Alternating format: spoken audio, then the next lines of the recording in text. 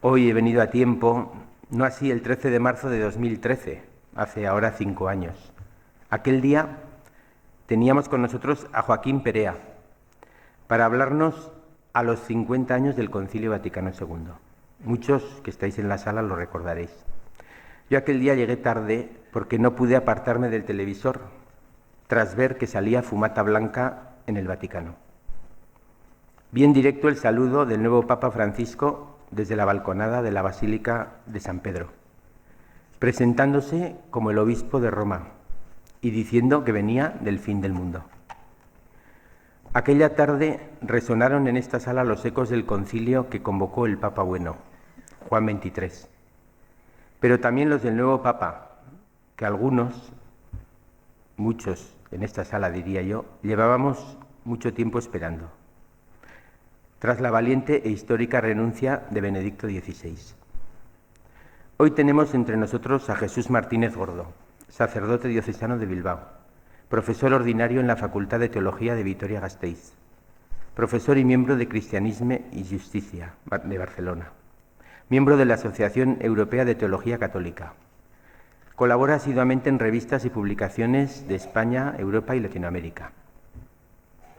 La centralidad de los pobres, la conversión del papado, la reforma de la Curia Vaticana, el impulso de un gobierno colegial y el acercamiento con las otras confesiones siguen siendo a los 5 años de su elección los ejes principales de la renovación que está promoviendo el Papa Francisco. A ellos hay que añadir la revisión a fondo de la moral sexual, la presencia y ausencia de los jóvenes en la Iglesia, el cuidado de la tierra, la ecología, la santidad en la vida de cada día o la erradicación de la pedofilia. Son asuntos que está abordando a la luz de la verdad primera y fundamental del Evangelio, que es la misericordia.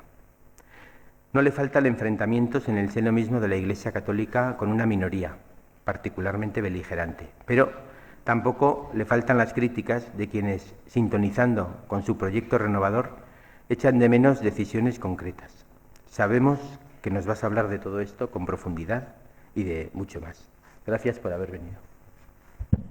Gracias a ti y a vosotros por estar aquí. Con profundidad no sé, pero largamente, si no me paráis, sí, desde luego, estáis avisados, porque es que este tema es casi, iba a decir que como el amor de Dios, casi infinito, pero bueno, no quiero ser irreverente y menos en este inicio de charla. Bueno, la charla que os voy a impartir ahora consta de 5 puntos. Espero llegar por lo menos al quinto. Si me atasco o me lío mucho, me avisas porque quisiera tocar el quinto punto. El primero que es, os doy los epígrafes para que sigáis un poquitín la charla. La sorpresa. El segundo es la intervención del cardenal Bergoglio en Aparecida. El tercer punto, que me parece que es un punto muy importante, es lo que diferencia y lo que une a este Papa con los papas anteriores, porque aquí hay una cuestión muy importante. Y cuarto punto, que son las claves de este pontificado, de este Papa. Y quinto y último punto, bueno, lo que se han dado y lo que queda por hacer. Entonces, sin más, empiezo ya. Cuando el 11 de febrero de 2013, Benedicto XVI anunció que renunciaba a seguir en la cátedra de Pedro, la situación del papado y de la Curia Vaticana eran particularmente problemáticas, muy problemáticas. No faltaron quienes, una vez superada la sorpresa inicial y empezaron a pensar qué es lo que había pasado, indicaron que esta renuncia del Papa Ratzinger obedecía sobre todo, en la interpretación que en mi opinión es más acertada, al fracaso rotundo en que había cristalizado la recepción involutiva que se había hecho hasta entonces en los pontificados de Juan Pablo II y de Benedicto XVI del Vaticano II. Y que esto había llevado a una crisis de credibilidad del papado en el mundo católico y fuera, sobre todo evidente, manifiesto con el Papa Ratzinger, pero así como a una tensísima relación entre el Papa Ratzinger con la Curia Vaticana. Es conocido digamos, la desafección que tenía la Curia Vaticana con el Papa Ratzinger y del Papa Ratzinger con la Curia. La desafección era mutua, ya desde su época de prefecto de la Congregación para la Doctrina de la Fe, y con sectores amplios de la sociedad civil también. Y sobre todo, y probablemente aquí hay muchos testigos de ello, muchos somos testigos de ello, con muchas comunidades y personas en el seno mismo de la Iglesia Católica. La desafección era incuestionable. Era evidente, además, una creciente y preocupante desafección eclesial en muchos países, sobre todo europeos, no así en otros, porque a veces pensamos que todavía tenemos una mentalidad a la hora de diagnosticar la situación de la Iglesia un tanto eurocéntrica, y la Iglesia es más que Europa, bastante más. Pero, sobre todo, una desafección en países europeos y entre ellos, obviamente, España. La Iglesia, se dijo en este diagnóstico de urgencia, necesitaba una renovación profunda y rápida, tanto en su cabeza, en el papado, en el Vaticano, como en la relación que el Vaticano mantenía con el mundo y con muchas comunidades cristianas. Y entonces, pues, viene la sorpresa. Un papa venido del fin del mundo. El contenido de estas inquietudes, y demandas, estos diagnósticos se fueron fraguando, se fueron formulando en las congregaciones generales de cardenales que se celebraron antes del consistorio, en el que fue elegido, para sorpresa, aunque como dirían los italianos, mica tanto, no para tanto, de buena parte de la cristiandad, del cardenal argentino de formación jesuítica, Bergoglio. Digo que no tanto porque parece ser que ya sonaba del anterior consistorio como un candidato a papa promovido por el cardenal Martini en aquella ocasión. Y que la sorpresa es también que había adoptado como nombre de papa Francisco, buscando un pontificado presidido por la síntesis, y aquí me parece que tenemos con una línea de fuerza mayor de este pontificado, entre la pobreza del santo de Asís, por eso Francisco, y la espiritualidad de Ignacio de Loyola, por su tradición y su espiritualidad jesuítica, Se supo desde el primer momento en que se asomó a la balconada principal de la Basílica de San Pedro para impartir la bendición Urbi et Orbi, que este nuevo Papa era un gran comunicador y que no solo se inclinaba ante el pueblo reunido en la plaza o solicitaba su bendición, cuando la gente esperaba que fuera al revés, y que los despedía invitándoles a que descansaran, sino que regresaba a la residencia romana en la que se había alojado hasta entonces para coger sus enseres y pagar la estancia. No me imagino a un presidente de un gobierno haciendo estas cosas. Me cuesta, vamos. Se trasladaba a vivir a Santa Marta, dejando los apartamentos papales, y, otra cosa, detalles que marcan un pontificado, aceptaba el regalo de un viejo Renault 4L. Mi hermano ha tenido uno hasta hace 15 años y en los semáforos de Barcelona le paraba la gente porque querían comprarlo para llevárselo al museo. Aceptaba el regalo de un viejo Renault 4L ofrecido por un sacerdote italiano y se paseaba con él, con el 4L y el cura italiano dentro. En señal de agradecimiento se daba un garbeo por la plaza del Vaticano, por aquella plaza. Además, tenía otra costumbre desde el primer momento. Se vio que iba al oculista, en vez de llamarle al oculista a Roma, en vez de llamarle para que se personara en las dependencias vaticanas. Comía con los trabajadores de la Santa Sede y, sobre todo, realizaba su primera visita o salida oficial a Lampedusa, una isla italiana sobrepasada en su capacidad de acogida por la multitud de refugiados que llegaban a sus costas. Al hacerlo, llevaba a primera página de la prensa mundial el problema de los migrantes en el Mediterráneo, una de las preocupaciones que desde entonces estará permanentemente presente en sus palabras y en muchas de sus decisiones. Solo con este gesto llevó a la primera plana mundial esta cuestión. Estos sencillos y a la vez sorprendentes gestos venían acompañados de un magisterio diario, porque tenía la costumbre, era un papa católico que celebraba misa todos los días y sigue celebrándolo. Y entonces impartía magisterio católico, homilía, un magisterio diario y directo, gracias a la predicación matutina y a sus declaraciones en diferentes medios de comunicación social de todo el mundo. Llamaba al fundador de la revista italiana, del periódico italiano La Repubblica, le concedía una entrevista a La Croix, al País, una cosa inaudita, sorprendente, ante el hieratismo del que se habían revestido hasta entonces los papas. Y lo hacía además abordando temas de actualidad y empleando expresiones populares a las que había recurrido siendo obispo de Buenos Aires y con una admirable libertad.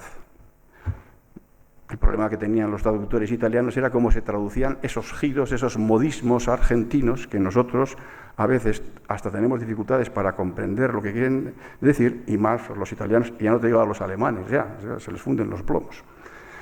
Segundo punto, vamos a ver, una vez que ya pasa esta sorpresa, hay una serie de detalles y de datos de aquellos primeros días que empezaron a conocerse de su vida.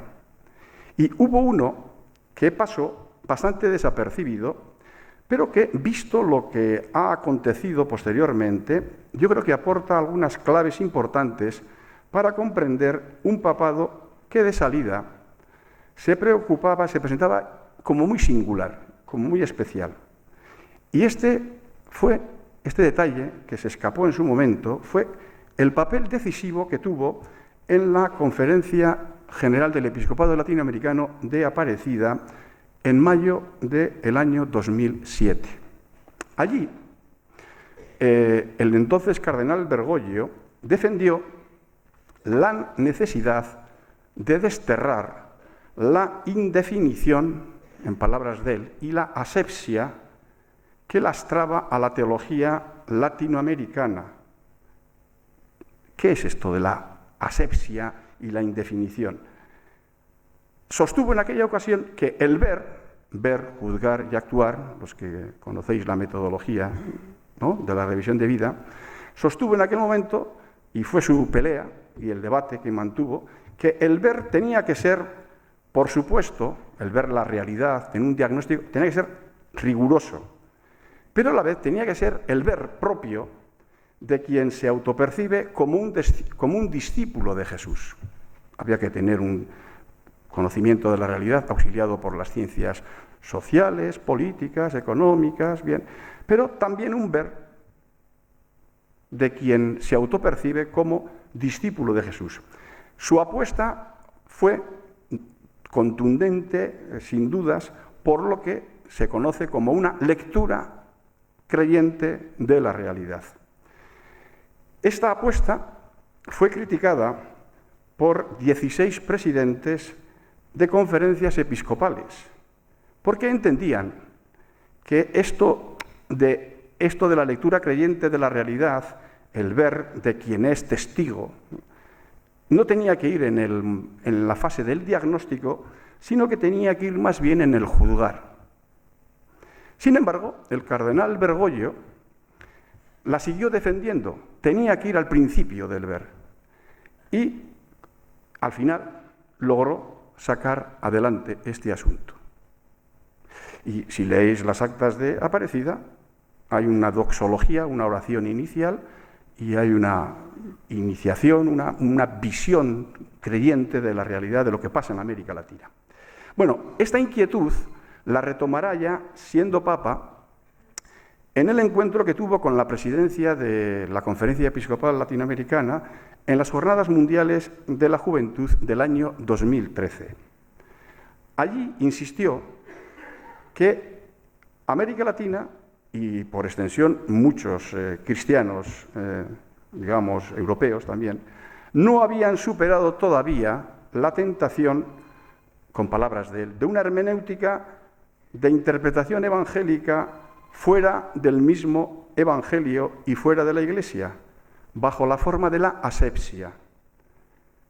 y les dijo: en Aparecida lo que hemos debatido, y ha costado sangre, sudor y lágrimas, es una imagen nada más, había puesto de manifiesto que no era viable un análisis neutral de la realidad, ya que el ver está afectado por la mirada, que en el caso del cristiano era y sigue siendo la mirada de uno que se percibe, se experimenta, se vive y se autocomprende como discípulo.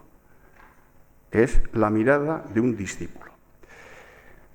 En la centralidad que concede Bergoglio a esta mirada, va unido a otro punto de referencia fundamental en su teología, en su manera de magisterio, de entender el gobierno, que es la mirada de quien es testigo y el pueblo que es fiel, creyente y pobre. Aquí se encuentran algunas claves de los gestos y del singular magisterio que estaba desplegando el Papa Francisco tratando de llevar adelante la reforma acordada en las congregaciones generales de cardenales previas al consistorio en el que fue elegido Papa. Dicha reforma necesitaba fundarse en un oportuno diagnóstico, ¿no?, de la situación, ¿no?, y superar otros diagnósticos anteriores. Y a lo largo de estos años, Bergoglio ha ido marcando su propio diagnóstico de la situación social y política y eclesial, y creo que lo está intentando hacer, a pesar de que sus críticos no se lo concedan, integrando el diagnóstico de sus predecesores, de Juan Pablo II básicamente y de Benedicto XVI, pero prolongándolo, yendo un poquito más lejos. Y esto creo que le da una originalidad que hasta ahora no ha tenido ningún papado. Primer punto de este diagnóstico. Frente a la denuncia de los pontificados anteriores, que vivíamos en una dictadura del relativismo, Bergoglio va a hablar, el Papa Francisco va a hablar de la dictadura de la iniquidad y del relativismo práctico. Me va a explicar este asunto porque es un tema importante. En primer lugar, a Francisco siempre le ha preocupado la dictadura del relativismo moral, cultural, que ha estado tan omnipresente en Juan Pablo II y en Benedicto XVI. Pero, a diferencia de los papas que le han precedido, la dictadura que él fundamentalmente denuncia es que la dictadura más preocupante es la dictadura económica y política. Y a partir de las dictaduras económicas y políticas entiende la cultural, no renuncia a la cultural, sino que entiende que son mucho más graves las dictaduras económicas y políticas que la cultural, que hasta ahora, hasta ese momento, parecía que era la más importante. Compartía y comparte con sus predecesores, y se puede escuchar en diferentes ocasiones, que el mundo está gobernado por una dictadura, pero entendía que dicha dictadura consistía, sobre todo, en la búsqueda compulsiva del beneficio por encima de todo y de todos. Por eso comenzará a decir que mientras se siguiera dando una autonomía desbocada a los mercados y a la especulación financiera, no se estaría solucionando ni afrontando la iniquidad en la que cuajaba y está cuajando y se absolutiza y se tiene como un ídolo el dogma del lucro y del beneficio a cualquier precio. Hoy mismo ha habido un pronunciamiento de la Congregación para la Doctrina de la Fe en esta misma dirección, por la Daria, en esta misma dirección, es decir, abundando en esta. Por lo tanto, asombran en este planteamiento algunos puntos, y asoman algunos puntos que van a ser centrales en sus invitaciones a la reforma o a la renovación pastoral y eclesial. Y, por lo tanto, pues asombra aquí todo el tema de que el capitalismo mata y de que el fundamentalismo peor, más grave y más nocivo no es el religioso, no es el cultural, es el fundamentalismo de lo que Noam Chomsky decía del FMI, que no es el Fondo Monetario Internacional, sino el fundamentalismo monetario internacional, en expresión de Chomsky. Bueno, con lo cual aquí ya nos encontramos con un cambio de perspectiva en la manera de afrontar la cuestión. Relativismo, sí, pero fundamentalmente, y dictadura, sí, pero el dogma del beneficio a cualquier precio, y desde ahí se genera una cultura. Pues sí, relativista, pero hay un absoluto que preside la vida y nuestra existencia. Segunda cuestión, mundanidad. Para los papas anteriores, la preocupación fundamental en el seno de la Iglesia, si esta preocupación primera era más global, más general, una mirada hacia el interior de la Iglesia, para los papas anteriores, la situación de la Iglesia es que en los católicos había un riesgo, una preocupación, una inquietud de estar mundanizándose la fe. Francisco también compartía la inquietud por la mundanización de la fe que tanto les había preocupado a sus predecesores, pero a diferencia de ellos, la calificaba de otra manera. Hablaba de mundanidad, suele hablar de mundanidad. Y proponía una terapia distinta, al considerar que el mal que lo provocaba, esta mundanidad o mundanización, no era una vez más solo consecuencia de una sintonía acrítica de los cristianos con los valores de la modernidad o con una desmedida exaltación de la libertad personal. Presentaba, según el diagnóstico que ha ofrecido en repetidas ocasiones Francisco, raíces más bien espirituales, no culturales, ya que consistía básicamente en buscar solo la gloria humana, el bienestar personal, en atender la apariencia, la vanidad, el prestigio, la ostentación, o en asumir una expresión muy típica de él, que se ha hecho ya muy popular, la autorreferencialidad como el único horizonte de la existencia. Y esto evidentemente está en las antípodas de lo que es ser seguidor de Jesús, ser cristiano en nuestros días. Consecuentemente, la sanación, dice Francisco, no pasa, o pasa, mejor dicho, por la vuelta al corazón del Evangelio a partir del clamor de los pobres, los parias y los crucificados de este mundo. E igualmente pasa por tomar en consideración su piedad, su religiosidad y su cultura. Es decir, por tener delante lo que él llama el pueblo fiel y pobre. Al decantarse por esta medicina, por esta terapia, lo que primaba y prima no es una terapia marcadamente doctrinal, no hay que cambiar las cabezas, lo que hay que creer, sino sobre todo espiritual. Lo principal consiste en conocer por comunión, por connaturalidad, por participación, por empatía, por contagio con este mundo, con esta cultura, con estas convicciones, con esta fe, con esta espiritualidad, con los crucificados de este mundo que son los preferidos de Dios y a través de los cuales Dios se transparenta, se visibiliza como acaricia y aguijón a la vez. Cuando digo esto en Vitoria lo entienden perfectamente, si acabo en Z, ves, a la vez, lo entienden perfectamente, a la vez, las dos cosas. Parafraseando todo, bueno, el Papa Bergoglio, predicando y comportándose de esta manera, reabría algunos puentes bloqueados, estaba reabriendo algunos puentes bloqueados durante los últimos decenios con importantes sectores de la sociedad civil, pero estaba cerrando otros. Y al entender que la vida y la religiosidad de los pobres eran la mejor medicina contra la mundanidad espiritual, marcaba distancias con respecto a otras alternativas, también civiles, no solo religiosas o cristianas o católicas, insuflando a la vez oxígeno en muchos otros colectivos eclesiales que habían estado y habían sido acallados durante los pontificados anteriores por haber asumido tal referencia como la central en el seguimiento de Jesús y en la comprensión de lo que es la revelación cristiana.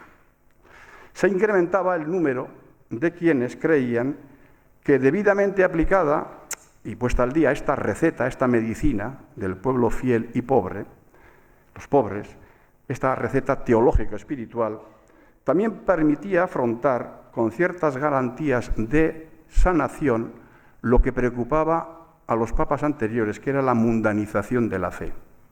También, de esta manera, se podía solucionar el problema que preocupaba a los papas anteriores.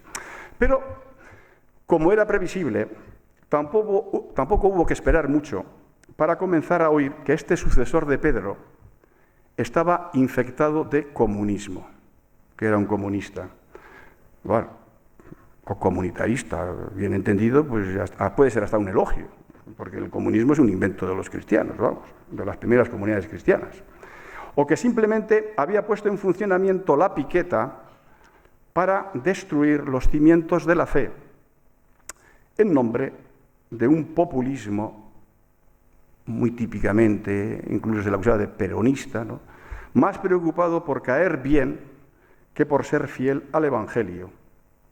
Otros empezaban a acusarle de ser, en el mejor de los casos, un pauperista, sobre todo en medios del primer mundo, en Estados Unidos, ¿no?, en torno al círculo, digamos, a la escuela de Vienne o de Chicago, la escuela de Michael Novak, etcétera, incapaz de superar el buenismo, se decía también, el buenismo, tan moralmente, se decía, admirable como prácticamente inútil y ciego. Está bien ser bueno, pero el buenismo, con el buenismo no se arregla el mundo, vamos, o sea, no hay rentabilidad en los negocios.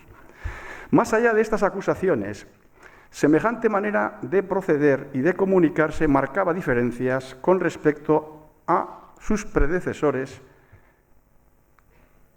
que en el caso de Benedicto XVI era un papa, y ha sido un papa fundamentalmente teológico, teólogo, que en Juan Pablo II fue un papa fundamentalmente moralista, y que en el caso de Francisco es un papa fundamentalmente pastoral, como gusta decir él, con olor a oveja, con olor que escucha a la gente y que hay una relación de ida y vuelta entre las preocupaciones. Cuarto punto, ya estamos en el cuarto punto, pero este va a ser más largo. Claves de este pontificado. ¿Cuáles son las claves de este pontificado? Quedaba por ver cuál podría ser la verdad, el axioma, la verdad fundamental que pudiera presidir su proyecto de reforma o de renovación y que a la vez fuera capaz, y esto es el reto, de englobar las aportaciones de los papas anteriores, de Juan Pablo II y de Ratzinger. Bueno, pues lo tenemos muy claro. Un poco de misericordia hace el mundo menos frío y más justo. Dijo, no hubo que esperar mucho. Es lo que dijo esto. A los pocos días de ser elegido, ya ofreció la primera y más importante pista. Su pontificado iba a estar presidido por lo que se podría llamar el axioma de la misericordia. Lo manifestó el domingo siguiente a su elección, cuando manifestó públicamente que el cardenal Walter Kasper le había regalado antes del cónclave un libro que había escrito sobre la misericordia. Y dijo, la lectura de este libro me ha hecho mucho bien, porque me ha mostrado argumentadamente que ese ha sido y será el nombre de nuestro Dios. Nuestro Dios se llama misericordia. Y que un poco de misericordia puede cambiar también el mundo, o cuando menos, hacerlo menos frío y más justo. Con esta confesión recuperaba y reconducía un debate de enorme alcance sobre la representación, el discurso menos inadecuado o el imaginario menos inadecuado para hablar de Dios y para relacionarse con Dios. Porque los creyentes, los cristianos, nos relacionamos con un Dios que es misericordia. Existían, en primer lugar, me vais a permitir que me detenga Putin en este punto porque es el corazón de este pontificado y el corazón de la revolución en la que está implicado Francisco, o nos gustaría, que esto tiene raíces profundas. Alguien dice, ¿esto va a durar mucho? Pues hombre, depende de la profundidad que tengan estas cuestiones entre los católicos y entre los cristianos. Existían, en primer lugar, el discurso y la espiritualidad del imaginario de gente que entiende que Dios es un juez, que procede implacablemente en conformidad con el cumplimiento o no de la ley, de los mandamientos.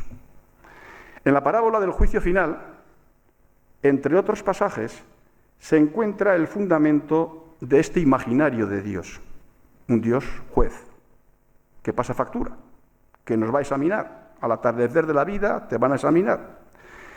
Y que fundamentalmente se subraya la importancia de las obras. Tuve hambre, me disteis de comer, sed de beber, enfermo, me visitasteis, ¿no?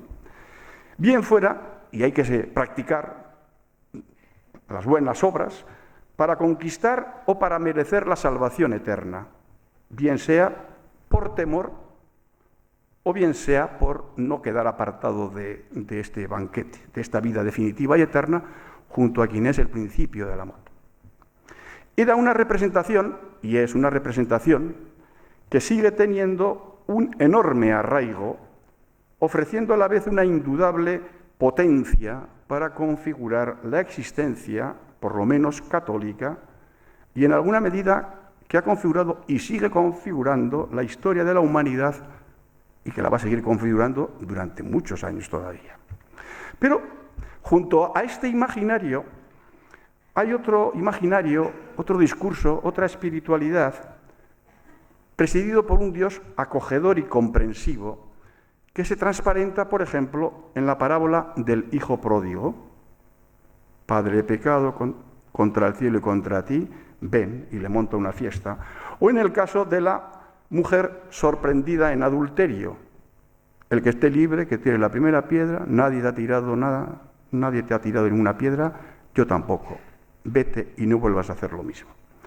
A diferencia del anterior, en este imaginario, representación de Dios, experiencia, espiritualidad de Dios, el acento no está puesto en las obras que hay que realizar para ganar la salvación o en el temor, sino en el reconocimiento de la debilidad, he pecado contra el cielo y contra ti, y en la confianza en Dios, que es percibido más como un Padre comprensivo y acogedor, que además me va a montar una fiesta en cuanto llegue allí diciendo he sido un estúpido y un cretino. La posibilidad de un encuentro entre ambos imaginarios remitía a un viejo y penoso debate que alcanzó uno de sus momentos más importantes con Lutero, con Martín Lutero, y que vino acompañado de muchísimas batallas sangrientas, pero también de infinidad de encendidas discusiones, porque casi siempre se ha buscado disolver en el propio imaginario el alternativo. Los luteranos, las obras, a ver cómo encajan en el suyo, y los católicos, lo que dicen los luteranos, en la suya, no concediéndose ninguna oportunidad a la posibilidad de articular las obras y la gracia. La importancia enorme de las obras, diríamos, católicas, con la no menos innegable preocupación luterana por la gracia o por la gratuidad de la salvación. Francisco, al proponer la representación, el discurso o la espiritualidad de un Dios misericordioso, está retomando los ensayos de aproximación que más serenos se han ido dando desde la finalización del Vaticano II y que han buscado articular lo mucho y bueno de cada imaginario con el fin de conseguir, y en eso estamos ahora, uno nuevo, mucho más integrador, inclusivo y armónico, en conformidad con lo que es el corazón mismo del Evangelio. En efecto, desde la finalización del Vaticano II se venía escuchando, y se sigue escuchando todavía en nuestros días, que para ser un buen católico hay que ser un poco luterano. Es decir, que es preciso reconocer la salvación no tanto como una conquista, sino como un regalo de Dios, como una gracia. Las obras no podían ser realizadas como meros medios para superar el juicio divino o para acallar un insuperable temor y miedo, sino como respuesta agradecida al amor de Dios, que es ante todo y sobre todo manos tendidas y brazos abiertos. Y por supuesto, también se puede escuchar que pasa por ser un buen que para ser un buen luterano hay que ser un poco católico también. Es decir, que el amor de Dios no justificaba ni justifica de ninguna manera indolencia alguna, quedarse con los brazos cruzados, y menos cuando el dolor, el sufrimiento y la desolación siguen campando por sus fueros.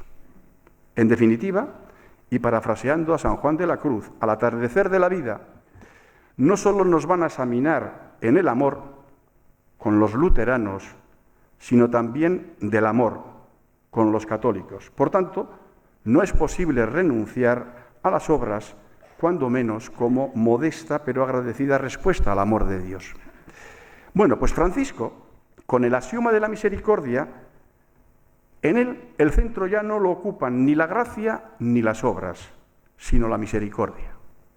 Y esta es percibida, a la luz de lo que Jesús dijo, hizo y nos encomendó, como conjunción de gratuidad antecedente, somos queridos en Dios nos movemos, vivimos y existimos, y obras consecuentes, es de bien nacidos ser agradecidos. Nada que ver con el premio, con la conquista o con el temor, sino con la respuesta agradecida. Adentrarse en el misterio de Dios así percibido, experimentado, impulsa a promover un mundo menos frío y más justo. Y habilita a la vez para reconocer, y aquí viene una de las claves importantes de este pontificado, habilita de esta manera esta experiencia de Dios en lo más íntimo y a la vez en lo ajeno, extraño, que es caricia y aguijón a la vez. Bueno, pues esta experiencia de Dios, este imaginar de Dios como misericordia, habilita para reconocer semillas de unidad, de verdad y de bondad en todas las situaciones, más allá de lo irregulares que puedan ser. Además de que permiten y facilitan acompañar a las personas hacia la plenitud a la que estamos todos acompañados y convocados. La perspectiva es no de condena, no de apartamiento, sino de acogida, de proposición, de acompañamiento, más que autoritativa o de condena. Asomaba en este axioma, y sigue asomando, lo que el mismo Francisco calificará como la reforma o la conversión espiritual, que yo creo, en mi interior, en lo que entiendo, que yo creo que es la más importante de todas las renovaciones a las que se irá refiriendo en diferentes ocasiones y la que sustentaba la llamada también conversión de la Iglesia, conversión pastoral, otro tipo de conversiones, de reformas que él está proponiendo. Yo creo que el corazón de todo está aquí, me parece a mí. Segundo punto, segunda línea de fuerza, el Papa no está por sí mismo por encima de la Iglesia. Otra señal de por dónde iba a encaminarse la renovación de la Iglesia. La renovación fue la convocatoria en octubre del 2013 de dos sínodos sobre la familia, uno extraordinario para el año siguiente, para el 2014, y otro extraordinario para octubre del 2015. Precedidos, y esto es una novedad sorprendente, pero que nos sorprende que sorprenda, precedido por una consulta previa al pueblo de Dios, que finalmente acabará siendo doble. ¿Qué piensa el pueblo de Dios sobre la moral sexual, la pastoral familiar y matrimonial que ha habido en la Iglesia en los últimos decenios? Claro, Francisco buscaba repensar la pastoral familiar y la moral sexual en comunión con el colegio episcopal de los obispos, pero escuchando previamente el parecer al respecto de todos los bautizados, lo que técnicamente se llama el sensus fidelium. Y esto sí que era una novedad de muchísimo calado, porque recuperaba otro punto necesario e imprescindible de articulación prematuramente cerrada en el posconcilio entre, por un lado, la verdad entregada en Jesús, que los sucesores de los apóstoles tienen que proteger, anunciar, comunicar con toda su autoridad, pero también la fe del pueblo de Dios, de la que el Concilio Vaticano II dice que es infalible cuando cree. Siempre se habla del que el Papa es infalible, pero el Vaticano II dice que el pueblo de Dios cuando cree es infalible. Esto está en el Concilio Vaticano II, vamos, no me lo he sacado de la manga. Es infalible incredendo. Empezaba a asomarse en su magisterio y gobierno eclesial, no solo, y esto había sido ocultado o ninguneado, aparcado en el posconcilio. Empezaba a mostrarse en su magisterio y gobierno eclesial que no, esto no era solo, estaba lleno de gestos carismáticos, sino también de un afrontamiento sinodal y colegial, llamando a todos los bautizados de determinadas cuestiones de fondo que a todos nos afectan. Y entendía que lo que es lo que se llama sinodalidad, sínodos, sin es con, en griego, odos, pies, caminar conjuntamente. La sinodalidad quiere decir eso, caminamos juntos. Entendía que esta sinodalidad de todo el pueblo de Dios, con los obispos y todos los bautizados y religiosos y religiosas, como articulación de colegialidad episcopal y corresponsabilidad bautismal. Ha habido recientemente un texto también de la Congregación para la Doctrina de la Fe sobre el tema de la sinodalidad, donde abunda en este asunto. La sinodalidad es articulación de colegialidad episcopal con corresponsabilidad bautismal. Sin duda alguna, anda que no tienen que aprender, tenemos que aprender en este asunto un montón de cosas, y otros tienen todo el mundo. Sin duda alguna, una acertada recepción del Vaticano II y una gratísima sorpresa. Pero siendo mucho, no fue todo.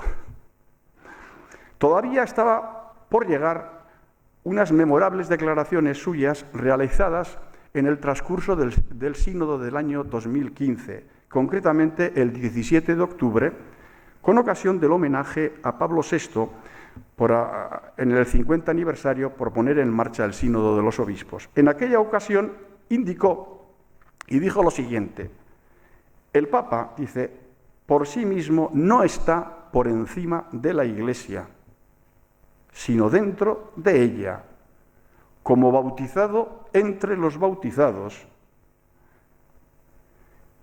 y dentro del colegio episcopal, como obispo entre los obispos, llamado a la vez como sucesor del apóstol Pedro a guiar a la Iglesia de Roma, que preside en el amor a todas las iglesias. Es decir, el Papa no es el vicario de Cristo. Los vicarios de Cristo, según el Evangelio, son los pobres.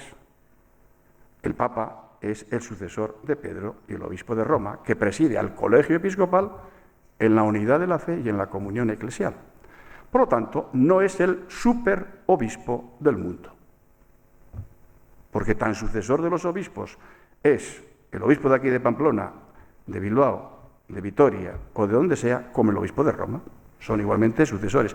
La singularidad es que el obispo de Roma preside el colegio episcopal en la unidad, procurando guardar la unidad de la fe y la comunión eclesial. Otra cosa es que a lo largo de la historia el polvo del camino ha hecho que esta manera de entender el primado del obispo de Roma se haya entendido más como un monarca, como un sátrapa, que como un hermano en la fe. De una manera absolutista, pero esto es lo que dice Francisco, tiene que empezar a cambiar. Unas declaraciones que dieron inmediatamente la vuelta al mundo y que, porque sorprendían, indicaban que todavía se seguía teniendo una percepción del papado marcadamente unipersonal, absolutista, como si fuera una especie de monarca de todo el mundo, y necesitada de ser superada. Quedaba por ver qué decisiones pudiera tomar al respecto, es decir, qué decisiones iba a tomar para propiciar un gobierno eclesial que realmente fuera colegial de los obispos con él y corresponsable, o lo que es lo mismo, de todos los bautizados con sus respectivos obispos. Porque hay obispos que mimetizan este modelo y esta manera de gobernar sus respectivas diócesis, en contra de lo que se dice en el Concilio Vaticano II, y ha sido la tradición más fiel y más venerable de la Iglesia en los primeros tiempos, desde luego, sin duda alguna. Era difícil no reconocer en estas primeras disposiciones y en las consideraciones que las acompañaban los pasos oportunos para una segunda renovación, la que el mismo Papa Bergoglio llamará la renovación o la conversión del papado. Llamará la conversión del papado. El papado se tiene que convertir. Tengo un libro escrito al respecto.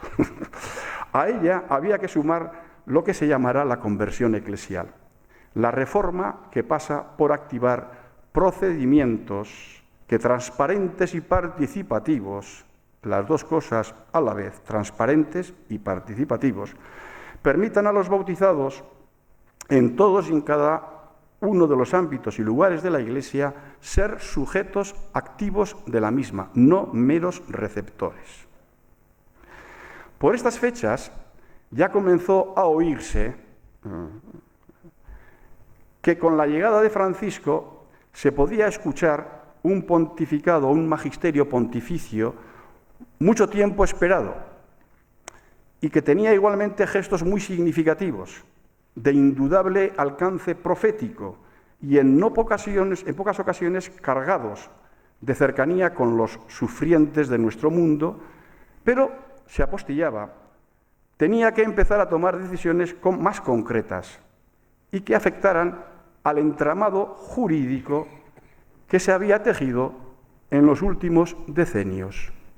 Desde el año 1983, en que se aprobó el Código de Derecho Canónico, el Código de Derecho Canónico es una lectura totalmente involutiva del Vaticano II. Podría contar un montón de detalles, pero entonces yo me planto aquí.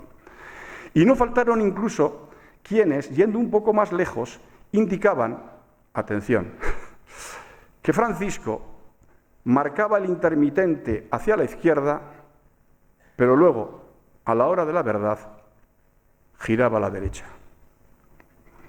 Un comentario que se acercaba a un sentir que hay en algunos sectores de la Iglesia, aunque pueda parecer un exceso verbal, pero es un sentir que también existe en algunos sectores de la Iglesia. Bueno, la tercera de las señales para conocer por dónde iba a encaminarse la renovación fue la publicación en noviembre del 2013, del texto en el que explicitaba el programa o las líneas mayores de su pontificado, que es la exhortación apostólica Evangelii Gaudium. Ahí está. Además lo dice él, este es el programa de mi pontificado. Por primera vez un papa dice, este es mi programa. En una rápida lectura de la misma se podía constatar que Francisco de Asís e Ignacio de Loyola, el pobre y la espiritualidad ignaciana, venían acompañados de una recepción abierta, creativa, por fin, del Vaticano II, del magisterio de Pablo VI, del primer Pablo VI, porque hay un segundo tiempo en Pablo VI que es un poquito más gris, oscuro, y del magisterio impartido por las conferencias latinoamericanas, particularmente en Aparecida y Puebla, y otras conferencias episcopales dispersas por el mundo. Se trata de un texto en el que ocupa un lugar de primer nivel lo que el mismo Papa Francisco ya había denominado en ocasiones anteriores como renovación o conversión pastoral. La eclesial, la de espiritual, la del papado, tiene que ir acompañada de una conversión pastoral, que se concretaba en la alegría del Evangelio, que ser cristiano es una buena noticia, no es para estar avinagrado, y que es una mejor realidad seguir al crucificado y participar, disfrutar de las anticipaciones del final traídas y regaladas por el resucitado. Que cristiano es quien sigue al crucificado en los crucificados de este mundo y a la vez, disfruta, participa de las anticipaciones que Dios nos regala a lo largo de nuestra vida, de nuestra existencia y de nuestro día, constante y permanentemente.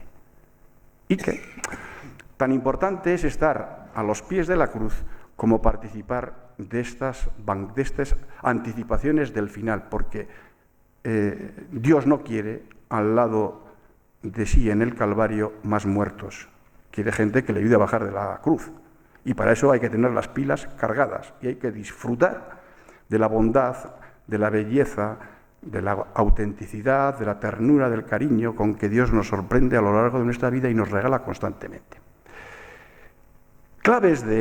Otra clave importante de esto. Y por lo tanto, la fe es motivo de alegría, no es para estar todo el día vinagrado, leches. ¿Para qué? Que hombre, no. Hombre, vamos a ver, sin caer, no hay que ser, la fe no es, si solo es seguimiento del crucificado, podemos acabar siendo carne de psiquiatra, masoquistas. Si no lo articulamos, lo compaginamos y disfrutamos de las anticipaciones del final, de lo bueno, de lo bello, de lo hermoso. Claro, pero últimamente se detecta un tipo de espiritualidad que tiende mucho a colocarse en disfrutar de la presencia de Dios, de sus anticipaciones, ¿no? Y claro, ¿cuál es el riesgo si eso no se articula con el seguimiento del crucificado? Pues que se puede entender que ser religioso, ser cristiano, es algo así como estar todo el día fumado. Todo el día fumado, colocado. Como ya hemos llegado hasta el final de la historia, pues aquí estamos en un prado en San Francisco dándole al porro y al canuto, ya estamos al final de la historia. Mire usted, no. Las dos cosas a la vez. Y nosotros tenemos la oportunidad de disfrutar de las anticipaciones con que Dios nos regala y nos da, el resucitado, es justamente para no desfallecer al lado de la tarea y de la responsabilidad de bajar a los crucificados de este mundo o de poner los medios para que no existan crucificados o para que no haya más dolor, más muerte y más desolación. Bueno, otra clave de interpretación, yo creo que esta es la clave de la espiritualidad de Francisco, y la compaginación que le hace entre Francisco y Loyola, y San Ignacio Loyola. Bueno, otra clave que aparece aquí en el Evangelii Gaudium es muy importante. Hay que recibir el Vaticano II por sí mismo. Vamos a ver, en el posconcilio ha habido un debate sobre el criterio en el que teníamos que aplicar el Vaticano II. Ya se encargó Joseph Ratzinger, de hablar de que había dos hermenéuticas, dos maneras de recibir el Vaticano II, en discontinuidad con la tradición o en ruptura con la tradición. Claro, una propuesta de interpretación peligrosísima, que se ha mostrado peligrosísima, porque cuando se propone una clave de interpretación y de recepción del Vaticano II, buscando la continuidad con el magisterio anterior, con el de Pío XII, con el de Pío XI, pues ya sabemos, va a ser una lectura involutiva. Y entonces digamos, la preocupación es probablemente no fracturar la Iglesia ni crear más fragmentaciones. Esa es la preocupación, que sobre todo le quitó el sueño ya en la segunda parte de su pontificado a Pablo VI. Pero el riesgo que se ha mostrado, que es evidente, es que el Vaticano II al final acaba secuestrado. A diferencia de Joseph Ratzinger y de Juan Pablo II, Francisco lo que propone es entender y recibir el Vaticano II tal y como ha sido aprobado por la mayoría y ha sido ratificado por Pablo VI. El criterio de comprensión del Vaticano II no tiene que ser ninguna hermenéutica de ruptura o de continuidad, sino que ha sido aprobado por la mayoría de los padres conciliares, y eso es, permítaseme la expresión, lo que va a misa. Bueno, y además, esta es otra clave que me parece que es importante. Segunda cuestión, bueno, pues otra clave importante, que no me voy a detener en ello ahora porque ya voy de tiempo ya lanzado. El tema de la opción por los pobres, que es una cosa que está ya suficientemente clarificada. Y otra cuestión que me parece muy importante es el proceso de desmitologización del mundo de los pobres que Francisco propone en el Evangelii Gaudium. Es importante, dice Francisco, con respecto a esta cuestión de la referencia del pueblo fiel y pobre, dice: es cierto, dice, que la vida y la piedad de los pobres necesita ser purificada de machismo, del alcoholismo, de la violencia doméstica, de la escasa participación en la Eucaristía, de creencias fatalistas o supersticiosas que llevan a recurrir a la brujería. Pero es igualmente innegable que una vez depuradas, Dios presenta un rostro concreto e interpelante en estas personas, y que en el trato con Él, por mediación de estas personas, brota una relación liberadora y abierta a los demás. Y abunda en algo que yo he adelantado hace un momentito. En una vida y una espiritualidad conformadas de esta manera, no había sitio, y no hay sitio, como así sucede en otras latitudes, para el consumismo espiritual, lo dice literalmente, a medida de un individualismo enfermizo y desmedidamente intimista. Esto no es espiritualidad cristiana, lo dice. Ni tampoco hay sitio para una espiritualidad del bienestar, sin referencia alguna a la comunidad, al bienestar personal. Eso no es espiritualidad del seguidor de Jesucristo, porque nuestra espiritualidad es jesucristiana. Ni para experiencias subjetivas sin rostro o sin carne, que empiezan y acaban en la pura y simple introspección. Ni para una teología de la prosperidad sin compromiso fraterno, ni que para confundir a Dios y a Jesús con una energía armonizadora que no es para nada aguijoneante. Porque una fe, una experiencia de Dios que no te aguijonea de vez en cuando, que no te desinstala, peligroso. Hombre, que está todo el día desinstalándote y aguijoneante, igualmente peligroso, claro. Ser cristiano católico es vivir en equilibrio permanentemente inestable. En equilibrio permanentemente inestable. La caricia y el aguijón. Y a veces hay temporadas en que uno está más para aquí y otras más para allá, pero hay que vivir en equilibrio, sin renunciar. Si renunciamos al equilibrio, pues nos pasamos o de frenada o de aceleración. ¿Qué es lo que pasa? Es lo que pasa con la vida espiritual en un cristiano es como una vida en mi parroquia, en Basauri. Hay una, y en todos los pueblos que conozco, hay la ruta del colesterol, ¿no? Y al final la espiritualidad es una vida saludable, es una vida que tenemos marcados unos máximos y un mínimo. Y si nos quedamos cortos, pues tenemos hipoglucemia. Pero si nos pasamos, incurrimos en diabetes. Pues lo mismo pasa con la espiritualidad. Hay gente que dice, no, todo diabetes, todo, no. Pero entre el máximo y el mínimo hay un abanico enorme de pluralidad, de diversidad, de riqueza, de sensibilidades, porque lo católico se articula con la pluralidad, con la riqueza, con la diversidad, con el mutuo enriquecimiento. Bueno, último punto, porque ya veo que no me esto, pero sí. Bien, muy bien, me quedan 10 minutos, fenómeno. Muy bien. Bien, último punto. Lo han dado desde entonces, he dado un poco algunas líneas de fuerza, porque, bien, lo han dado desde entonces. ¿Cuáles son un poco las líneas, lo que en este pontificado, en estos 5 años, se ve? Primero, indudablemente, la centralidad de los pobres, la conversión del papado, otra música de fondo. A ver en qué queda todo este tema de la reforma de la curia y que estamos esperándola como agua de mayo, claro. La reforma de la curia, otra cuestión, que está pendiente ahí, está pendiente todavía de que se cambie la Constitución, el motu proprio Pastor Bonus, creo que sí. La apuesta por impulsar un gobierno colegial, fenómeno. Pero, a ver, ¿cómo va a cuajar todo esto? El acercamiento con las otras religiones, también, importantísimo. ¿Va? Y con el ecumenismo, con las otras religiones y con los cristianos también. Ahora va a ir dentro de poquito, va a ir a Suiza, a un encuentro ecuménico. Bueno, pues están siendo algunos de los ejes principales de este papado y de Papa Francisco. A ellos hay que añadir la revisión a fondo de la moral sexual y del matrimonio que se ha empezado y que estamos en proceso en ello en estos momentos, a raíz de los 2 últimos sínodos, ¿no? Y los dolores de cabeza que le está dando al pobre hombre toda la cuestión, el famoso capítulo 8 de la Amoris Laetitia, ¿no? La presencia, que va a ser el siguiente tema del siguiente sínodo, y la ausencia de los jóvenes en la Iglesia.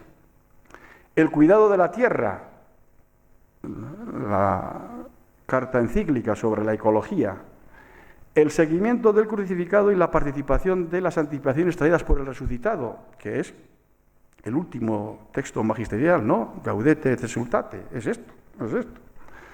La apertura al debate teológico, y ha tenido una cosa que es muy interesante, y es que, así, sin quererlo ni esto, se han abierto al debate y se están recuperando un montón de cuestiones que han estado cerrados hasta hace poquito tiempo, o que las pensábamos en secreto y las escribíamos y dejábamos el texto escrito para decir, cuando la palmemos, que se publique esto. Bueno, pues esas cuestiones que estaban escritas esperando a que el Padre Eterno nos acogiera y un buen compañero lo cogiera y lo publicara, pues esas cosas están empezando a aparecer y evidentemente se está recuperando el debate teológico sobre muchos asuntos que habían estado bloqueados. Por ejemplo, el diaconado femenino, que es la pista que probablemente puede permitir, esperemos que sí, la apertura al sacerdocio de la mujer, y una vez que las mujeres puedan acceder al diaconado, no hay ninguna razón para que no puedan acceder al episcopado. Ya no lo hay. Bueno, pues ahí está la comisión de los paritaria de mujeres y de hombres, teólogos y teólogas, estudiando esta cuestión, y la impresión que tengo yo es que pinta bastante bien. Pero igual es que tengo que pasar por el oculista, pero bueno, no lo sé. Pero tengo la impresión, no lo sé. El tema de los viri probati, el tema de los curas casados, y evidentemente, y los curas secularizados, ¿no? O el tema de nuevas figuras y maneras de ser curas, que ya hace años se hablaba de este asunto. Yo se lo oí hablar por primera vez al padre Josep Muen, un jesuita alegre y combativo, de 103 años, ¿no? Miguel, tú le conocerás, ¿no? Que además ha amenazado con escribir otro libro, ahora, ¿no? Ha amenazado con escribir otro libro, ¿no? Pues hace ya muchos años, allá en París, yo le oí hablar del sacerdocio ad casum, en latín, hay que decirlo en latín que queda muy fino, y ad tempus. Curas para presidir en unas comunidades y por un tiempo determinado, pasado el cual, pues su misión y su encomienda desaparecen.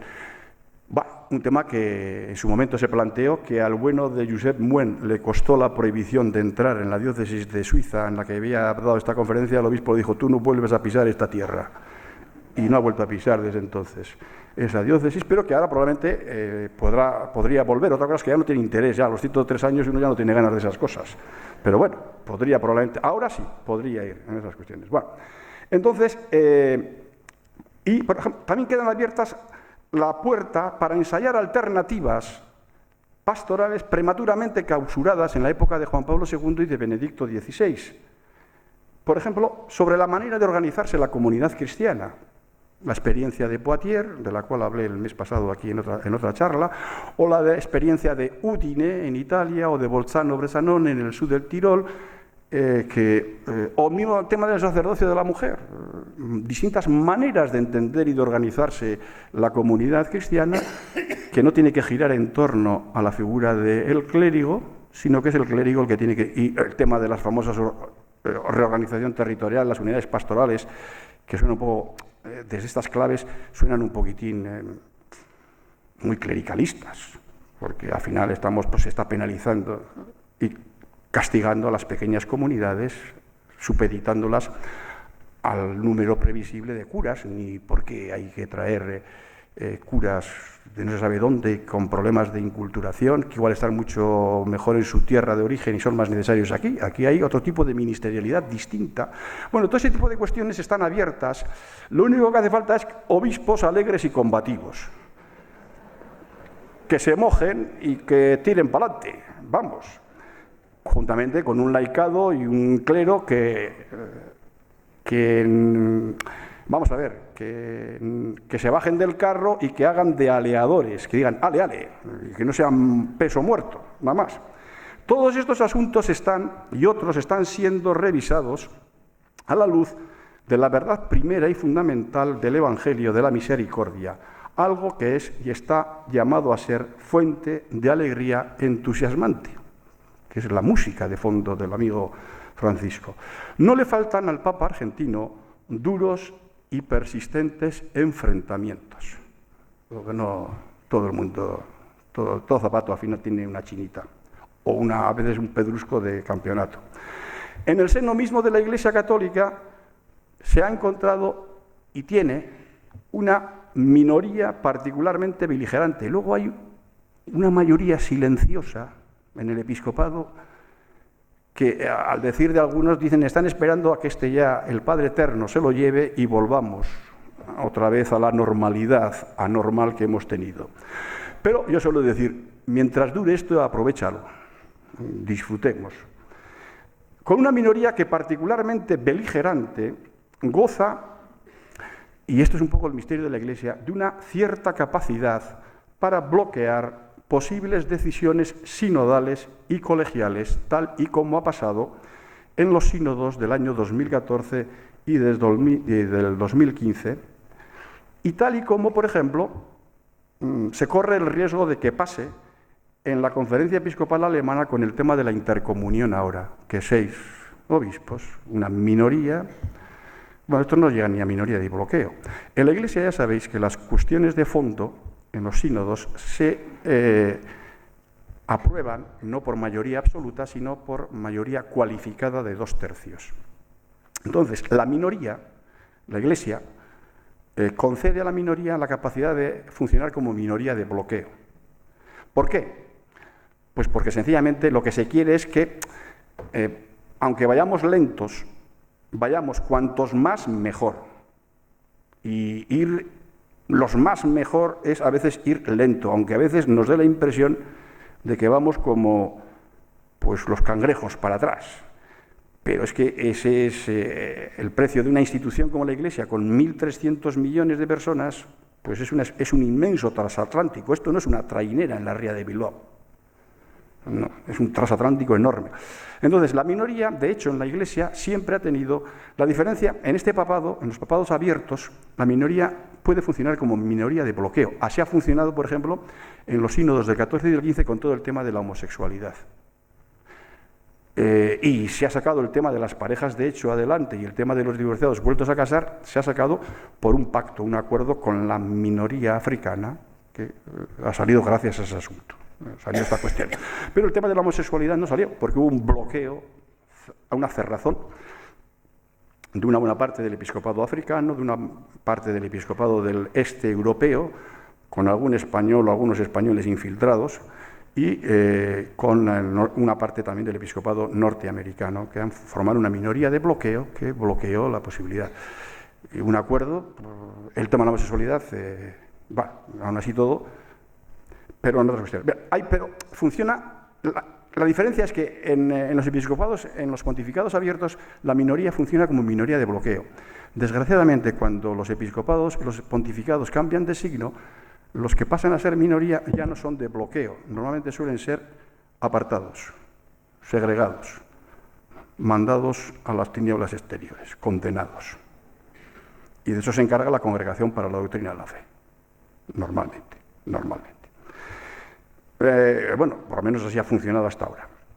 Bueno, entonces, en el origen de estos, vamos a ver, entonces, ¿qué es lo que pasa ahora con el tema de la intercomunión en Alemania? Bien, en el origen de estos enfrentamientos entre minoría episcopal y mayoría se encuentra el diferenciado diagnóstico que he indicado al inicio.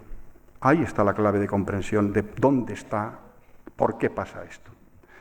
Fundado en él, porque la minoría tiene su diagnóstico de la situación eclesial y funciona en clave de ese diagnóstico, la minoría episcopal reivindica, como en los pontificados anteriores, la defensa de la ley moral o natural y su aplicación con claridad y sin ambigüedades, algo que obviamente no está reñido con la generosidad en determinadas circunstancias. Habrá que ser generosos, pero lo más importante es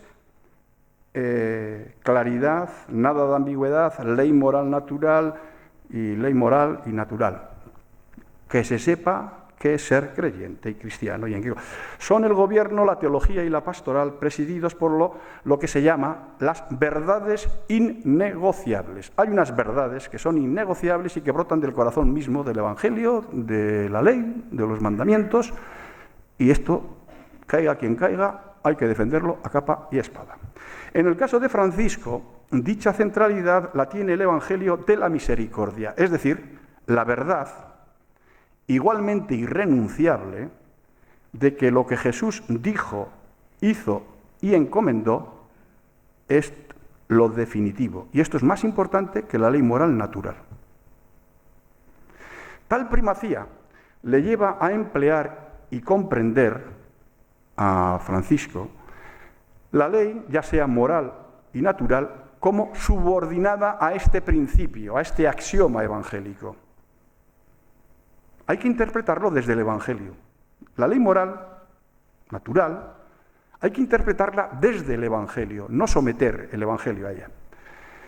Bueno, entonces, la ley, ha de aplicarse por lo tanto, ha de aplicarse y comprenderse desde no ha de aplicarse ni entenderse desde una actitud tendencialmente rigorista, que esto en la historia de la Iglesia ha sido una herejía, que era el novacianismo.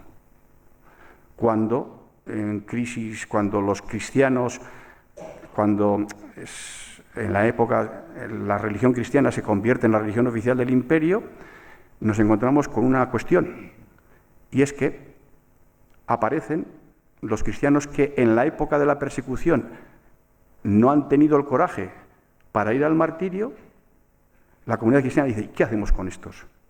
Los mandamos, les aplicamos la ley por no haber tenido las narices y la coherencia de vida y los expulsamos, los excomulgamos o los acogemos. Los novacianos decían: a estos ni pan ni agua, a la calle, a silbar a la vía. Eso es el novacianismo. La Iglesia, que tiene entrañas de misericordia en ese tiempo, que tiene claro el Evangelio, dice: mire usted, un corazón y humillado y contrito, Dios no lo desprecia, tampoco nosotros, si realmente está contrito y humillado. Bueno, pues esto es el rigorismo, es la herejía novaciana. Y por lo tanto, sino que la ley debe de ser aplicada de una manera personalizada. Y por lo tanto, acompañada y discernida.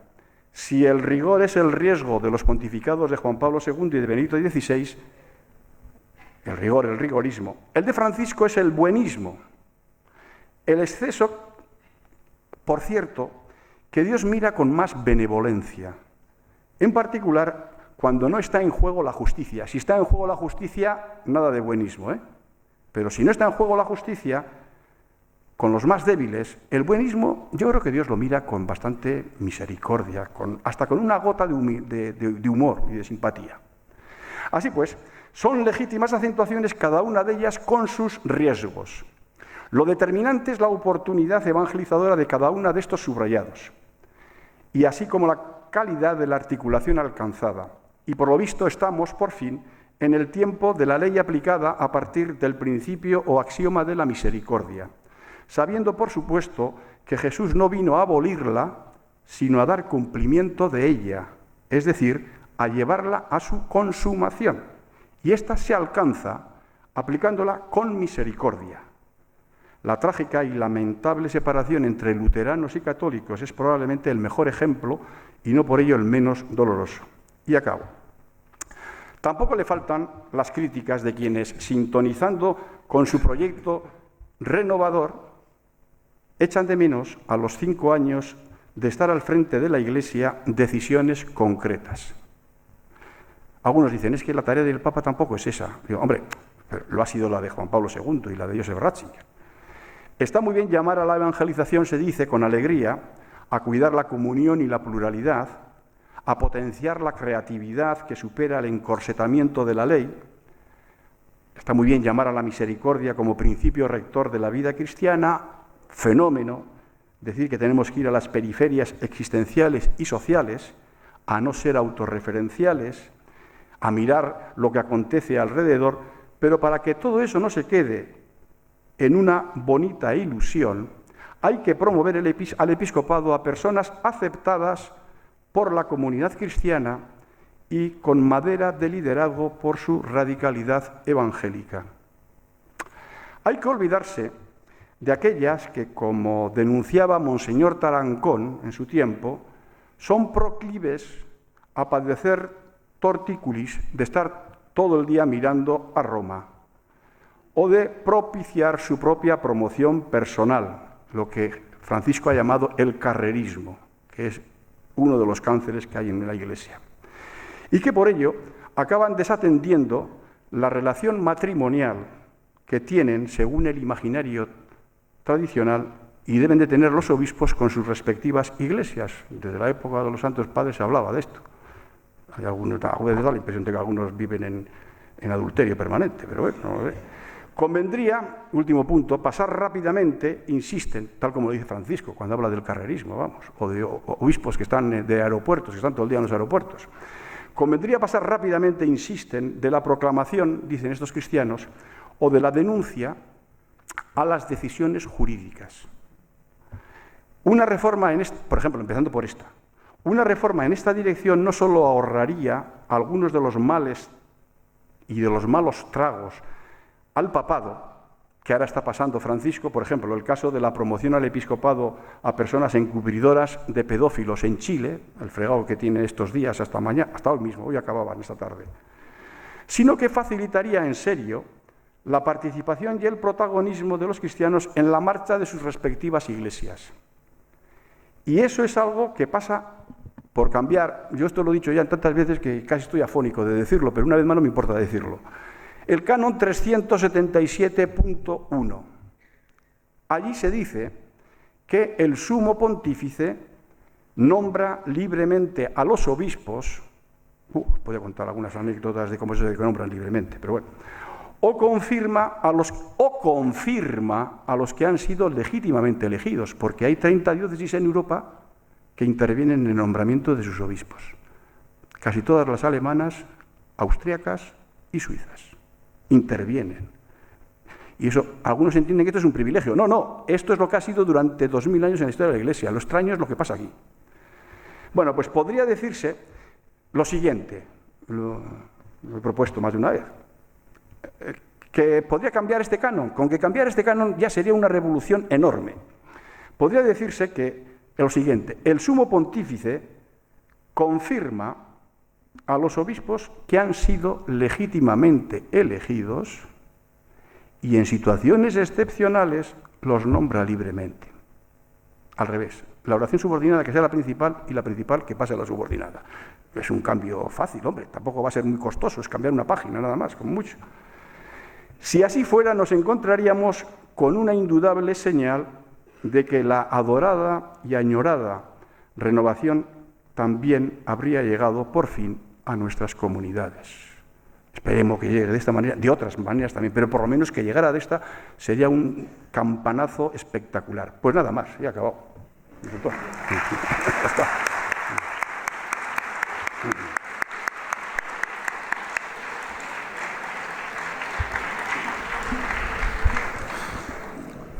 Muy bien, pues mientras algunas personas abandonan la sala, recordar otra vez que el 23 de octubre, martes, vendrá Adela Súa, catedrática de Derecho Penal de la Universidad del País Vasco y ex vicepresidenta del Tribunal Constitucional, y nos hablará de justicia y democracia ahora, algunos retos. Bueno, y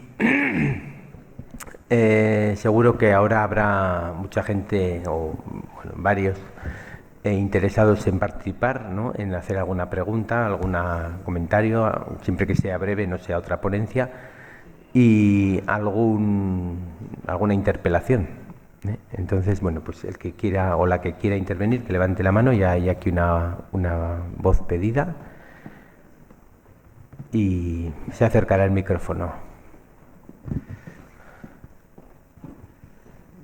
¿Alguna persona más para que, si hay dos o tres de primeras, pues las tengamos en cuenta? ¿Hay otra persona?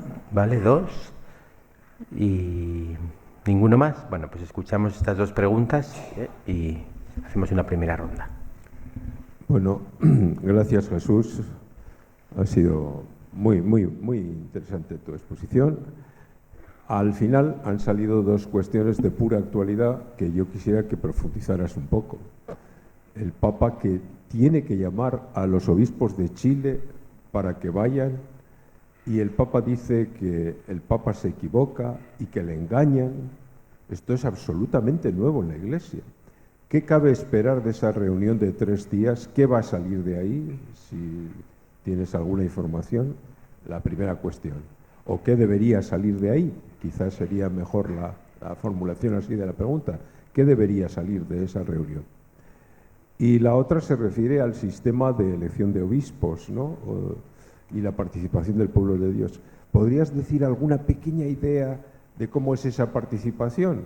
Porque claro, con la pluralidad que hay dentro de la Iglesia y el grado de afección distinto que tienen unos creyentes y otros respecto a la Iglesia, ¿cómo se puede articular democráticamente y evangélicamente una participación de la gente? ¿Hay algún indicador, 2 o 3 cosas, por ejemplo, de lo que se están haciendo en esas 30 diócesis que has dicho? Gracias. Y también en la sexta fila, por el pasillo exterior, de momento estas 2 preguntas.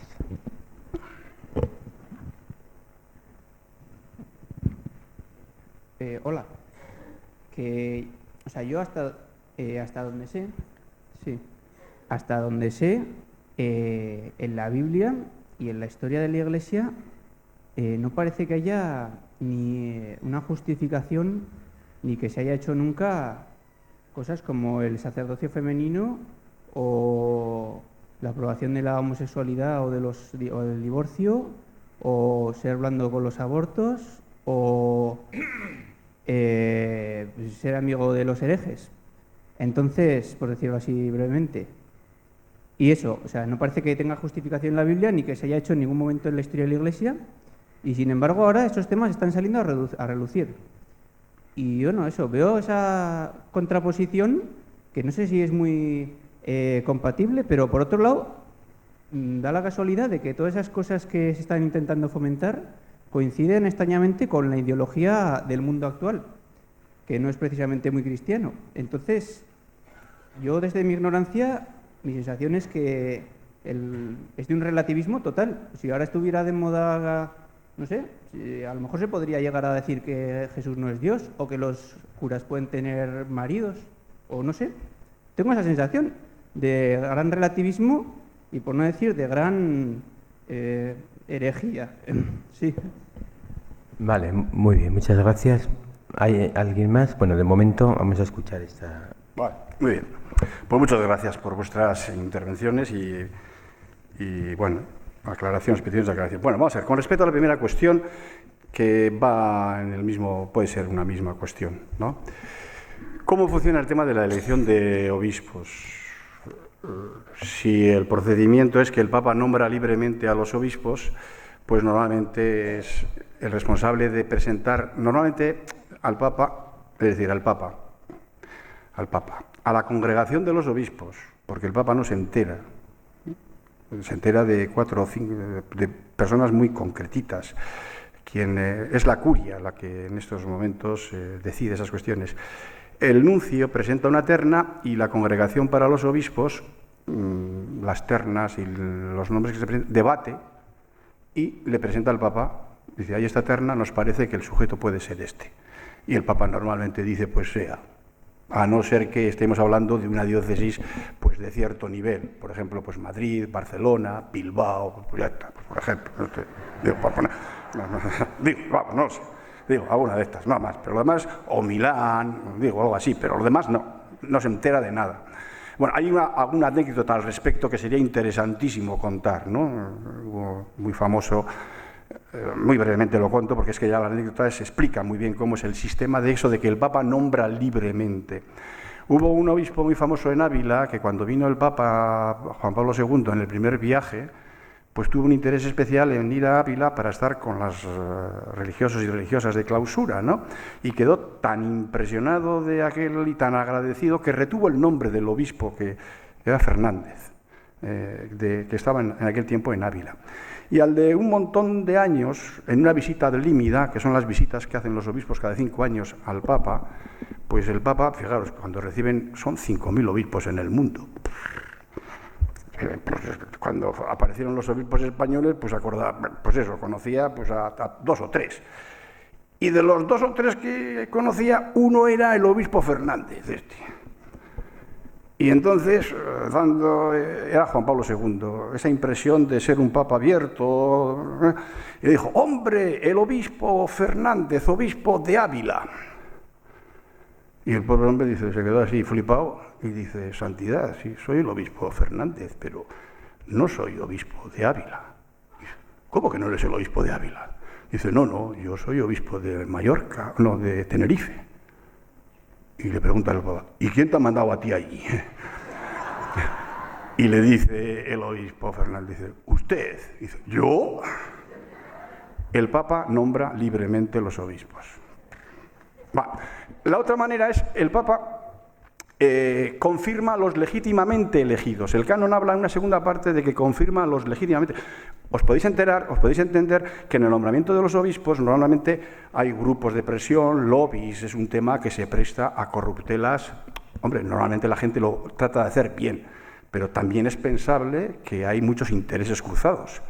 Y de eso yo creo que los que estamos en las diócesis del País Vasco tenemos por nuestra propia carne la fuerza y la importancia que ha tenido Rouco en el nombramiento de los obispos que tenemos ahora en estos momentos. Es vos populi ya, o sea que eso... Bueno, bien, entonces, obedeciendo a un diagnóstico que lo habrán negociado entre Rouco, el nuncio, y alguna persona, algún grupo lobby en la Curia Vaticana. Esto va así, es así. Entonces, y hay una segunda parte que es que el Papa confirma a los legítimamente elegidos. ¿Cómo funciona esto? Bueno, normalmente las diócesis que tienen esta posibilidad, que no han perdido esta posibilidad, porque tradicionalmente este era el sistema de nombramiento de obispos en la Iglesia, presentan al Vaticano, al Papa, una terna de personas, y el Papa de esa terna elige uno. Porque se entiende, en este sistema lo que funciona es fundamentalmente el pacto entre el respeto a la voluntad de la comunidad directamente concernida con la responsabilidad que tiene el sucesor de Pedro de garantizar que aquellos que son propuestos para ser obispos lo son sin dejar ningún pelo ni ninguna duda, o por lo menos razonablemente humana, sobre su fidelidad al Evangelio, la unidad. Porque la responsabilidad del Papa, del obispo de Roma, es garantizar la unidad en la fe y la comunión eclesial. Suponeros que una diócesis sureña de Estados Unidos, racista, democráticamente elige una terna de posibles obispos racistas o xenófobos. Pues el Papa tendría toda la autoridad del mundo para decir, mándenme otra terna, no cojo a ninguna. ¿Por fidelidad a qué? Al Evangelio, porque por encima de la democracia, en este caso, está el Evangelio, la fidelidad al Evangelio. Bueno, y entonces, entonces hay un pacto entre la voluntad mayoritaria de la comunidad cristiana y la responsabilidad del sucesor de Pedro por garantizar la unidad de la fe, la fidelidad al Evangelio y la comunión eclesial de los candidatos o de los propuestos. Esto se hace porque se presenta una terna desde las diócesis al Vaticano o al revés, porque el Vaticano hace sus investigaciones y propone una terna a las diócesis respectivas, dejando siempre abierta la posibilidad de decir, no nos gusta ninguno, mándenos otra terna. Y entonces, porque es un pacto. Este es el sistema. Evidentemente, eso es un sistema que, no sé si lo veremos, yo creo que no lo voy a ver, pero evidentemente eso hay que garantizar. Ahora en la diócesis de Bilbao, con el tema del nombramiento de un posible nuevo obispo, pues se le ha dicho al obispo que para que realmente no sea un obispo auxiliar impuesto, tiene que garantizar varias cosas. Primero, que habrá que hacer un discernimiento sobre si es necesario un obispo auxiliar en la diócesis de Bilbao. Y eso aquí no tiene que hacer el discernimiento el obispo con el nuncio y con no se sabe quién, o no lo tiene que hacer la diócesis de Bilbao a través de sus órganos de representación, como son el Consejo Pastoral Diocesano, el Consejo de Laicos, de Religiosos y el Consejo del Presbiterio. Y segundo, habrá que hacer un discernimiento sobre cuál es el perfil de obispo que necesita esta diócesis. Porque para repetir lo mismo, pues igual para este viaje no hace falta tantos obispos. Y tercero, habrá que propiciar una consulta lo más sobre nombres para formular una terna que presentar al Vaticano, que sea transparente, sin trampa ni cartón. Y si eso no se respeta, pues nos encontraremos con un obispo impuesto con un envoltorio de celofán, que tiene toda la pinta. Bueno, esta es la primera cuestión. Tomando pacto. Bueno, Chile. Bueno, pues Chile es una ocasión magnífica en estos momentos para revisar el canon 377.1, porque ahí ha fallado todo el sistema de la primera parte. Ha fallado el nuncio, ha fallado los padrinos, que suelen ser los cardenales, arzobispos, etc. Han fallado porque le han facilitado una información fatal al Papa. Bueno, yo escribí hace un par de meses ya un artículo en el periódico. Tengo la costumbre del vicio de escribir todos los meses en el periódico, en el Diario Vasco y en el Correo y tal, donde hablaba de este asunto que se titulaba Un Papa falible. Ha reconocido que ha metido la pata, falible. Y entonces, entonces ha habido ahora una aportación muy interesante a este respecto de un jesuita que es Jorge Costodat o algo así, me parece, de chileno, donde da pistas sobre... Está en castellano y se ha traducido también al italiano en Septimana News, donde ahí se dan sugerencias, lo podéis ver en internet. Y luego hay otra colaboración mía que yo he subido ya en Religión Digital, que lo titulé Ningún obispo impuesto, puntos suspensivos, aunque sea auxiliar. Pero el director de la página de Religión Digital me lo ha dulcificado y ha puesto la participación de los laicos en el nombramiento de los obispos. Bueno, pues ahí se dan sugerencias, pistas de cómo se puede llevar este asunto adelante. La segunda cuestión que planteabas tú, bueno, yo creo que no sé si va bien, ¿no? Es que no podemos detenernos, solo esto ya nos llevaría otra charla. Y además sería de lo más salserosa, con un montón de detalles, de chismorreos, sería una especie de ola teológico-pastoral espectacular, podría ser.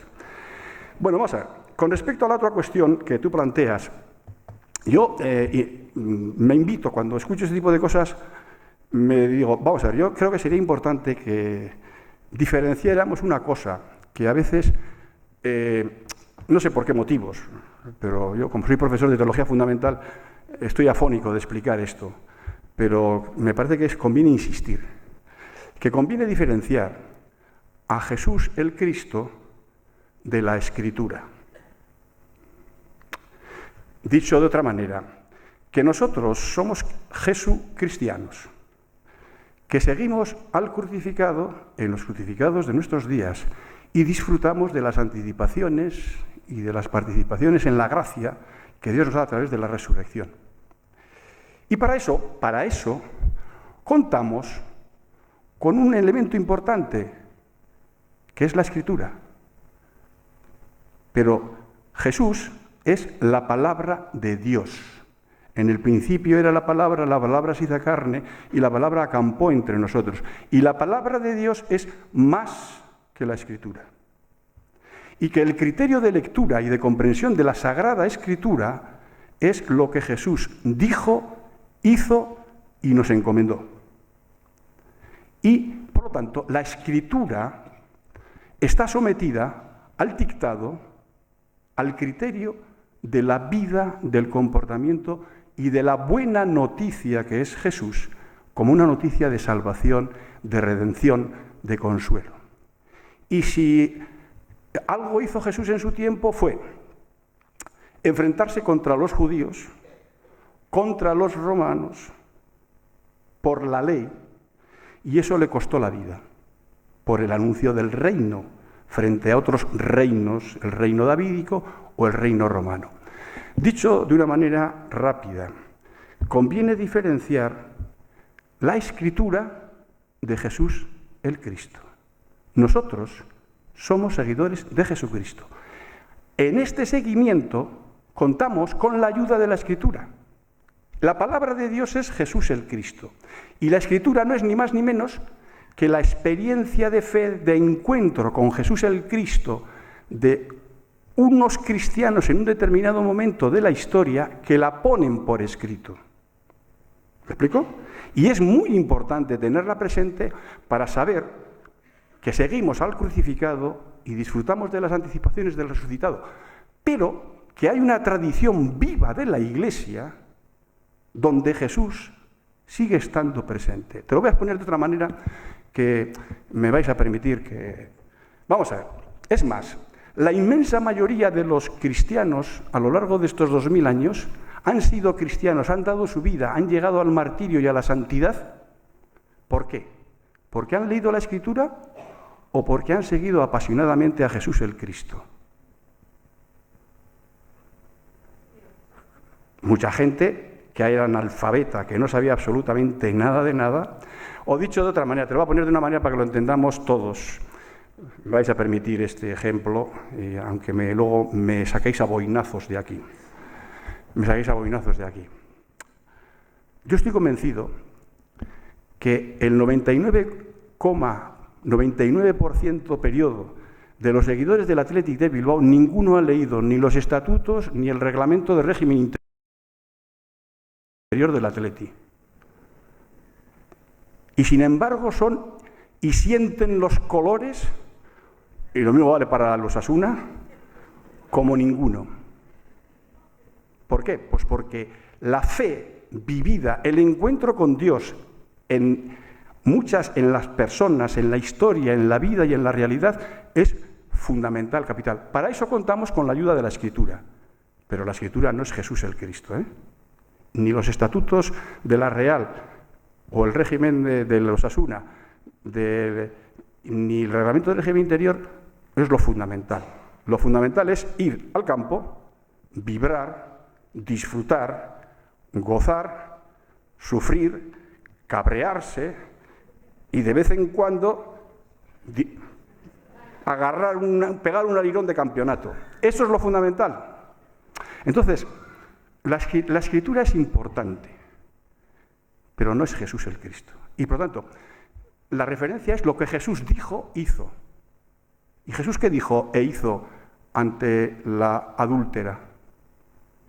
¿Qué dijo e hizo? Le dijo, ¿aplicó la ley a rajatabla? Les dijo a los fariseos o los fariseos dijeron que era un depravado, que se iban a tener... Ese es un discurso que a Jesús, en lo que yo conozco de Jesús, del que yo estoy enamorado, ese discurso no le entra. No le entra. Como al padre que le va con el hijo pródigo allá y le dice pecado contra el cielo y contra ti, ese padre no le pasa la factura, no le saca el listado. Le pega un abrazo y le dice, las has pasado más canuta, has tocado fondo, que es lo que pasa a los drogadictos. ¿Cuándo se regeneran los drogadictos? Cuando tocan fondo. Y ahora te acojo con los brazos abiertos. ¿Por qué? Porque lo importante es Jesús el Cristo, el Padre, la misericordia, la ternura. Y de ahí es posible que nazca una persona que se comporte como es deseable, sabiendo que nunca va a ser posible, en toda su plenitud. Porque al final, o nos salva Dios, o no se salva ni Dios. La misericordia de Dios, vamos, me parece a mí, no sé.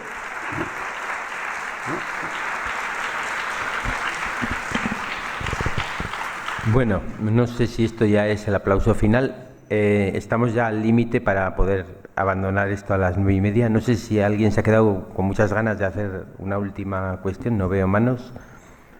Igual entonces, con otro aplauso ya más definitivo, pues lo dejamos así por este curso. Eskerrik asko guztioi eta hurrengora arte. Vale, muchas gracias a ti.